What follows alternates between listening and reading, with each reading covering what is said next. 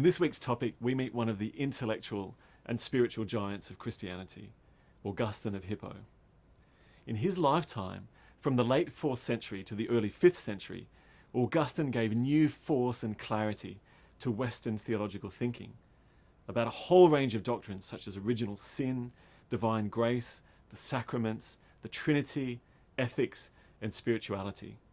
His massive City of God, the first major work of Christian political theology, was a formidable defense of Christianity against pagan critics who held that the abandonment of the old Roman gods was responsible for the sack of Rome in 410.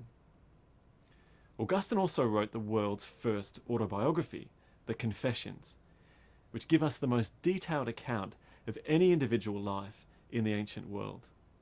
No study of Augustine is complete without reading something of the Confessions, which you can easily find free online, in book or audiobook format.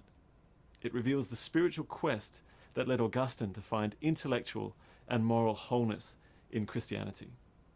It's a fascinating and disarmingly honest account of his life, perhaps most famous for Augustine's declaration to God on the first page that our hearts are restless until they find their rest in you. He's also famous for saying, "Lord, make me chaste, but not yet." If you haven't already done so, I strongly recommend you set aside some time this week to dip into this extraordinary and fascinating work.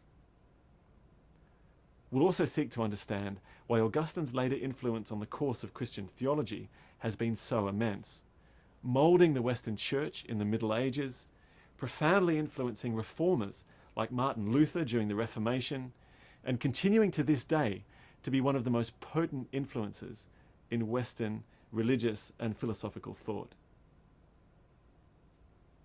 As usual, have a look at the discussion questions for the topic in the readings section below, and keep those questions in mind as you read through the lecture notes and the readings in your 2 textbooks, Hall's Doctrine and Practice and Stevenson's Creeds, Councils and Controversies.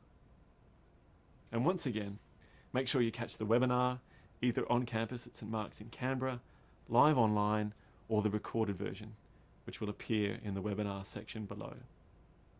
As always, please get in touch with me if you have any questions or concerns.